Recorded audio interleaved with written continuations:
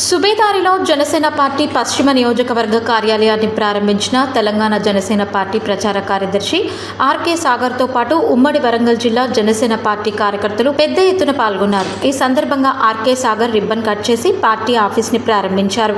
RK సాగర్ని కండువా కప్పి పూల బొకేతో స్వాగతించిన జనసేన నాయకురాలు doctor lion Padmaja Devi RK Sagar మీడియాతో మాట్లాడుతూ హన్మకొండలో పార్టీ ఆఫీస్ ఓపెన్ కావడం చాలా సంతోషంగా ఉందని అన్నారు.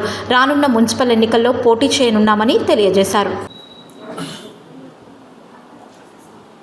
పాత్రికేయ మిత్రులకు నమస్కారం. ముఖ్యంగా ఈరోజు వరంగల్లో మాదం పద్మజాదేవి గారు జనసేన ఆఫీస్ ఓపెన్ చేయడం జరిగింది.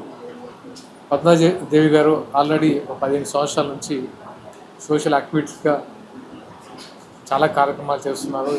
నేను కూడా చూశాను. Lions club, doctor Lions, okay, Janasena భావజాలం నచ్చి, జనసేన సిద్ధాంతాలు నచ్చి రీసెంట్గా శ్రీ పవన్ కళ్యాణ్ గారి ఆధ్వర్యంలో జాయిన్ అవ్వడం జరిగింది. జనసేన బలోపేతానికి తన వంతుగా ఇక్కడ పట్టుదలతో కృషి చేయడానికి ఆఫీస్ ఓపెన్ చేసి, అంటే రానున్న రోజుల్లో జనసేన అన్ని ఎన్నికల్లో పోటీ చేయడానికి రెడీగా ఉందని శ్రీ పవన్ కళ్యాణ్ గారు ఆల్రెడీ చెప్పారు. అదే దిశగా అలాంటి పరిణామాలు జరుగుతున్నాయి. హైదరాబాద్లో మేము రాష్ట్ర కార్యాలయాన్ని కూడా ఓపెన్ చేయడం జరిగింది. జనవాణి కార్యక్రమాన్ని కూడా చూస్తున్నాం. ఎలాంటి సమస్యలు వచ్చినా జనవాణి కార్యక్రమంలో ద్వారా కొంతమంది సమస్యలు పరిష్కరించడానికి జనసేన నాయకులు, రాష్ట్ర నాయకులు అందరూ కూర్చొని సమస్యలు వింటూ ఆయా ప్రాంతాలకు వెళ్ళి సాధ్యమైనంత వరకు సమస్యలు తీర్చడానికి ట్రై చేస్తున్నారు. అలాగే వరంగల్ రానున్న రోజుల్లో కార్పొరేషన్ ఎన్నికలు కూడా ఉన్నాయి. So GHMC and MPTC, ZPTC ఎన్నికల ద్వారా ఫస్ట్ పోటీ చేయాలని చేయించుకున్నాం.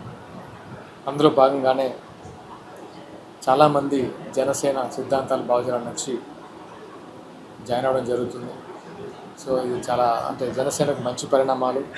జనసేన సిద్ధాంతం ఒకటే, ఈ సమకాలిక రాజకీయాలు కాకుండా కొత్త యువత, విద్యావంతులు, ఉద్యోగులందరూ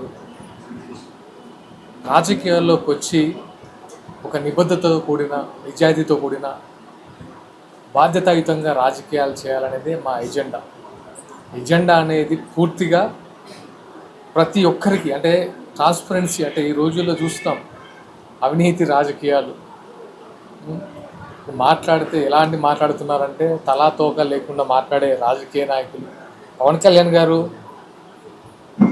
ఎప్పుడైతే తెలంగాణలో జనసేన ప్రారంభమవుతుందనగానే వివిధ పార్టీల నాయకులు మాట్లాడడం ఎంత విచిత్రంగా ఉందో మీకు అందరికీ తెలిసిందే. అయినా ప్రజలు ఆయన కోరుకున్నారు కాబట్టి తెలంగాణకు వచ్చారు, తెలంగాణలో పోటీ చేయడానికి డిసైడ్ అయ్యారు. ఆయన నాయకత్వాన్ని కూడా కోరుకుంటున్నారు.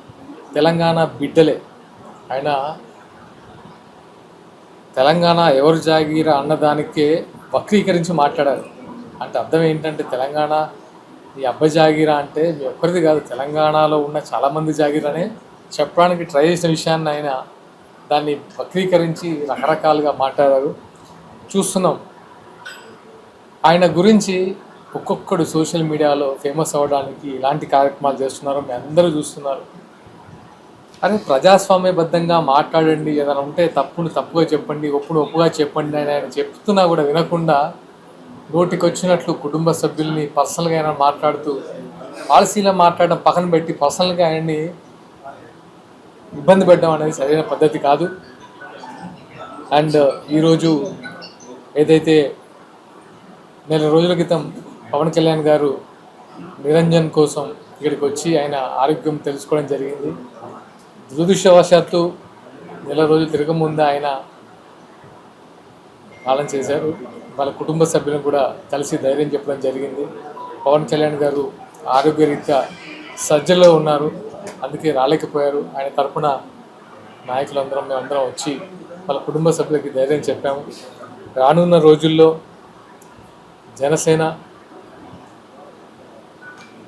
చాలా బలంగా ప్రజల తరపున ప్రభుత్వాన్ని ప్రశ్నిస్తుందని సగర్వంగా తెలియజేస్తున్నాను. ఎందుకంటే మాది జనసేన సిద్ధాంతాలతో కూడిన ప్రజల పక్షంగా ఉన్న పార్టీ. ఏదో పదవుల కోసమో రాజకీయం కోసమో ఇష్టం వచ్చినట్లు మాట్లాడే టైపు కాదు మా వాళ్ళు. క్రమశిక్షణబద్ధంగా ప్రజాపక్షంగా నిలబడి ప్రభుత్వ తీరుని ప్రశ్నిస్తుంది డెఫినెట్గా. ఎందుకంటే ఎన్ని గ్యారెంటీలతో వచ్చిందో మీకు తెలుసు. ఇలాంటి అబద్ధపు హామీలతో ఇక్కడ ప్రభుత్వం ఏర్పాటు చేయడం జరిగింది తెలుసు.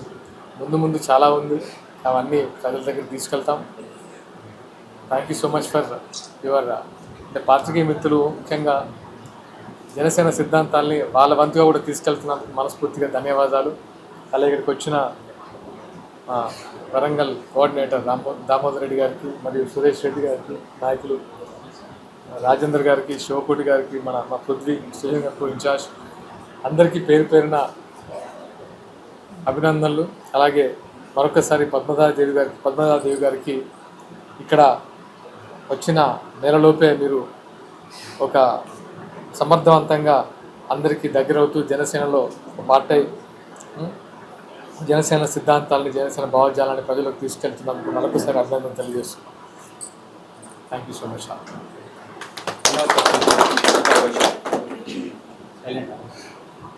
జనసేన పార్టీ అనేది ఆంధ్ర పార్టీ అని చాలా మంది చెప్తున్నారు. ఆంధ్రాలనే రాజధాని ఏర్పాటు చేసుకోలేకపోయారు, ఆంధ్రాలనే రాజకీయం చేయలేకపోతున్నారు, తెలంగాణకు వచ్చి ఏం చేస్తారని చాలా మంది అంటున్నారు. మీరేమో తెలంగాణ గడ్డ మీద పుట్టింది జనసేన పార్టీ అని మీరు అందరికి సమాధానాలు చెప్తున్నారు. నిజానికి వాస్తవానికి జనసేన పార్టీ ఆంధ్ర రాజకీయాల్లో కాకుండా తెలంగాణ రాజకీయాల్లో రావడానికి గల ముఖ్య సూచనలు ఏంటి? ఎవరైతే మాట్లాడే వాళ్ళకి ఒకటే సూచన, అసలు ఆంధ్ర పార్టీ ఏంటి, తెలంగాణ పార్టీ ఏంటి? తెలంగాణ గడ్డ మీద 2014 తెలంగాణ గడ్డ పైన జనసేన జెండా ఎగిరింది. అలాంటప్పుడు ఆంధ్ర పార్టీ ఎలా అవుతుంది? ఆంధ్రాలో అధికారం వచ్చింది ముందుగా, అంతేగాని దానికి గాను ఆంధ్ర పార్టీని ముద్ర చేయద్దు దయచేసి. ఒకసారి అధికారం ముందు వస్తుంది, ఒకసారి అధికారం వెనుక వస్తుంది. ఇప్పుడు తెలంగాణ బిడ్డలే జనసేన పార్టీని ముందుకు తీసుకెళ్తూ రేపు అధికారంలో రావచ్చు. ఆంధ్ర తెలంగాణ పార్టీ కాదు. విమర్శించే వాళ్ళు ఫస్ట్ అర్థం చేసుకోవాల్సింది ఏంటంటే, ఈ ప్రాంతీయ విద్వేషాలను రెచ్చగొట్టి ఆంధ్ర పార్టీ తెలంగాణ పార్టీ అనే ప్రజలను దూరం చేసి ఇలాంటి చీప్ రాజకీయాలు చేయొద్దు. ఎందుకంటే ఇక్కడ మీరు ఏ పార్టీ అయితే మాట్లాడిందో, కాంగ్రెస్ పార్టీ తెలంగాణ పార్టీయా, బీజేపీ పార్టీ తెలంగాణ పార్టీయా, బీఆర్ఎస్ పార్టీ తెలంగాణ పార్టీయా? తెలంగాణ ఉద్యమంతో స్టార్ట్ అయిన పార్టీ జాతీయ ఎజెండాతో బీఆర్ఎస్ పార్టీగా మారలేదా? ఇంకా మాట్లాడే ఎవరైనా ఉంటే వాళ్ళు నాకు తెలిసి అనర్హులు, అంటే రాజకీయ నాయకులుగా అనర్హులే ఇలా పిచ్చి పిచ్చి మాటలు మాట్లాడతారు. అంటే మీ అధ్యక్షులు చెప్తున్నారు కదా, ఎవరైనా ప్రశ్నించవచ్చని. ప్రశ్నించిన ప్రతి ఒక్కరిని మీరు అరెస్ట్ చేయడము, తెలంగాణ బిడ్డల్ని తీసుకెళ్లి ఆంధ్రాలో చిత్రహింసలు పెట్టడం ఎంతవరకు కరెక్ట్? ఎగ్జాక్ట్లీ మీరు అడిగిన క్వశ్చన్కి నేను ఎప్పుడు సమాధానం చెప్తున్నాను. తప్పు చేస్తే, ఎలిగేషన్ వస్తే ఆంధ్ర నుంచే కాదు ఢిల్లీ నుంచి వచ్చి కూడా అరెస్ట్ చేసి తీసుకెళ్లారు. గుర్తుంచుకోండి, ఎవరైతే మాట్లాడిన వాళ్ళని ఢిల్లీ నుంచి వచ్చి తీసుకెళ్లారు. పక్క రాష్ట్రం నుంచి అరెస్ట్ కాదు, ఢిల్లీ నుంచి వచ్చి తీసుకెళ్తారు. అలిగేషన్స్ వచ్చినప్పుడు డెఫినెట్గా వాళ్ళు కోఆపరేట్ చేసి వాళ్ళు ప్రూవ్ చేసుకొని బయటికి రావడం అనేది కామన్. దానికి ఎవరైనా సరే పోలీసులు కోఆపరేట్ చేస్తే వాళ్ళ అలిగేషన్స్ ప్రూవ్ చేసుకొని రావచ్చు. దానికి అరెస్ట్ చేశారు, ఆంధ్ర పోలీసులు వచ్చారు, కర్ణాటక పోలీసులు వచ్చారనడానికి అది తప్పు మాటలు. అండ్ అంతేకాకుండా మీరు ఒకటి గుర్తుంచుకోవాలి, మనము రాజకీయంగా ఎదగాలనుకోవడము, రాజకీయంగా మా పార్టీ బలంగా చెప్పుకోవాలంటే బూతులు అవసరం లేదు. మీరు చేసి ఇప్పుడు ఒక ప్రభుత్వంలో తప్పులు జరుగుతుందని విమర్శించండి, ప్రజాస్వామ్యబద్ధంగా మాట్లాడండి. అంతేగాని ప్రజాస్వామ్య విరుద్ధంగా నోటికి మాకు వాక్ స్వాతంత్రం ఉంది కానీ నోటికి ఇష్టం వచ్చినట్లు మాట్లాడి కుటుంబ సభ్యుల మీద దూషణలు, పిల్లల మీద దూషణలు. అంటే ఇక్కడ ఏముందంటే, ఇక్కడ మాకు సోషల్ మీడియా ఉంది కాబట్టి మేము ఏదైనా మాట్లాడితే చెల్లుతుంది, ఎవరినైనా మాట్లాడచ్చు, అర్హత ఉన్నా లేకపోయినా ఎవరి మీద అలిగేషన్ చేయట్లంటే ప్రజలు చూస్తూ ఊరుకోరు, చట్టం అస్సలు చూస్తూ ఊరుకోరు. డెఫినెట్గా అవి లీగల్గా సమస్యలు ఉంటాయి, దయచేసి అర్థం చేసుకోండి. ఏదో ఒక 2 రోజులు ఫేమస్ అవ్వడానికి మాత్రం ఇష్టానుసారంగా మాట్లాడకూడదు. అది పవన్ కళ్యాణ్ గారు ఇంతకుముందే చెప్పారు. అది not only here, Andhra Telangana కాదు, మన దేశ రాజ్యాంగాన్ని గౌరవిస్తూ మనం మాట్లాడాలి. మనకంటూ కొన్ని లిమిట్స్ ఉంటాయి, వాక్ స్వాతంత్రం ఉంది, దాంతోపాటు లిమిట్స్ కూడా ఉన్నాయని మర్చిపోకండి. చట్టరీత్యా మీరు శిక్షార్హులు అవుతారు అలాంటి మాట్లాడినప్పుడు. సో ఎవరైతే మాట్లాడినప్పుడు డైరెక్ట్గా చెప్పాలంటే ఈ మధ్య సోషల్ మీడియాలో చూస్తున్నాం. అరే మీరు ఈ దేశంలో ఉంటూ, ఈ దేశ గాలి పీల్చు, ఈ దేశాన్ని అన్నం తింటూ దేశ విద్రోహ శక్తులుగా మాట్లాడితే ఎలా? మాకు దేశం మీద అది లేదు, మీకు దేశం మీద ఇది లేదు. దేశం మీద అదే అంటే మీకు గౌరవించండి. గౌరవంతో చెప్పడానికి ఏముంది? మీ విమర్శని గౌరవంతో చెప్పండి, తీసుకుంటారు కదా. గౌరవంతో చెప్పకుండా ఇష్టం ఉన్నట్లు ఆ భాష ఏంటి? మీ కుటుంబ సభ్యులు మీ కుటుంబ సభ్యులతో మీరు అలాగే మాట్లాడతారా? వాళ్ళకు వేరే వాళ్ళ కుటుంబం ఉండదా?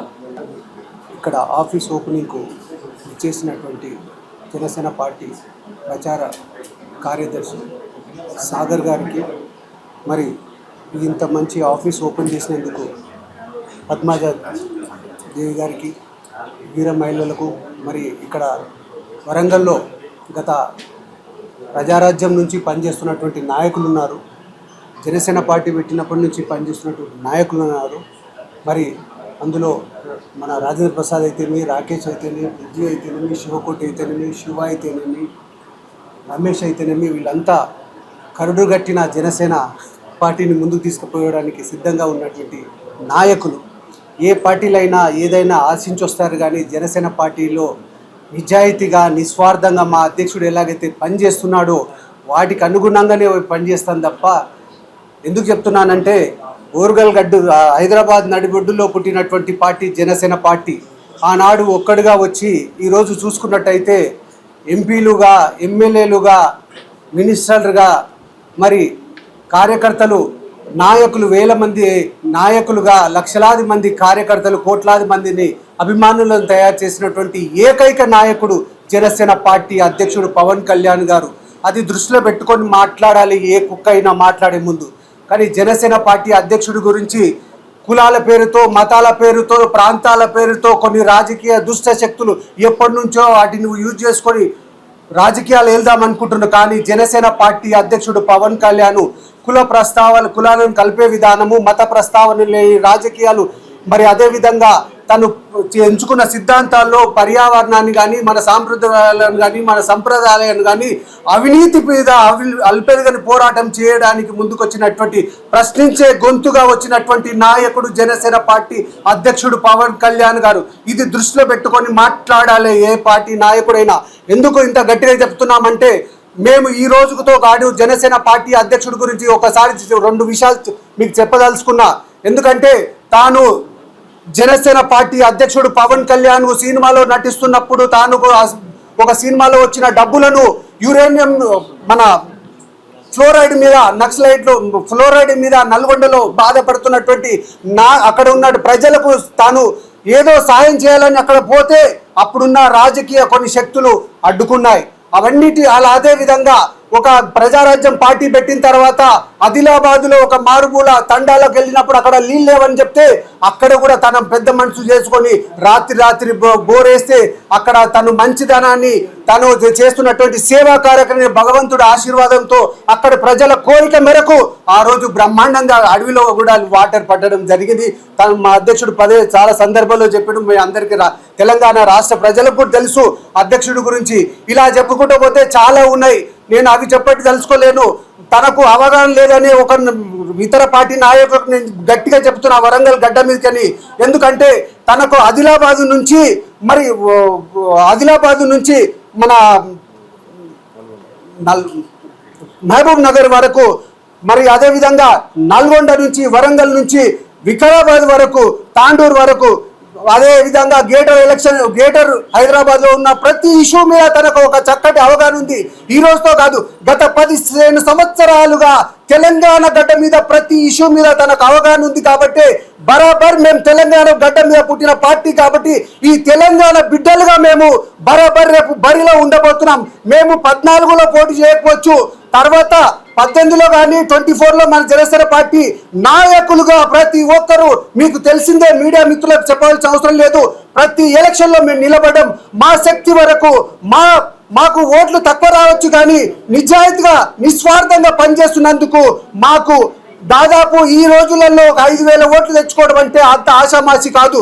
మరి అది గుర్తుపెట్టుకొని ఈ రోజు జనసేన పార్టీ తెలంగాణ రాష్ట్రంలో రోజు రోజుకు చాప కింద నీరులాగా ముందుకెళ్తుంది. కాబట్టి ఇక్కడున్న నాయకులకు, వాళ్లకు చెమటలు బట్టి రేపు జనసేన పార్టీ ప్రతిపక్ష పార్టీ కావచ్చు అని భయంతో మా అధ్యక్షుడి మీద అక్కడ ఉన్నటువంటి ఏపీలో ఉన్నటువంటి జగన్మోహన్ రెడ్డి కావచ్చు, ఆయన అనుచరులు కావచ్చు, ఇక్కడ కొన్ని కుక్కలను ముందుకేసి మురిగిపిస్తున్నా కానీ ఈ తాటాకు చప్పులకు భయపడే రకం జనసేన పార్టీ కార్యకర్తలు ఎవరు కాదు. తప్పకుండా రాబోయే రోజుల్లో ఈ వరంగల్ గడ్డ మీద నుంచే స్టార్ట్ చేస్తాము. మా పద్మ దేవి మేడం ఈరోజు ఇక్కడ ఓపెన్ చేసినందుకు చాలా సంతోషంగా ఉంది. రేపటి నుంచి మేము ఇక్కడ కార్యాచరణ ఒక సమావేశం పెట్టుకొని ఇక్కడ గేటర్ ఎలక్షన్ కోసం కావచ్చు, జెడ్పీటీసీ ఎంపీ ఎలక్షన్ కోసం కూడా మనం ఒక చక్కటి ప్రణాళికతో ముందుకు పోతాం.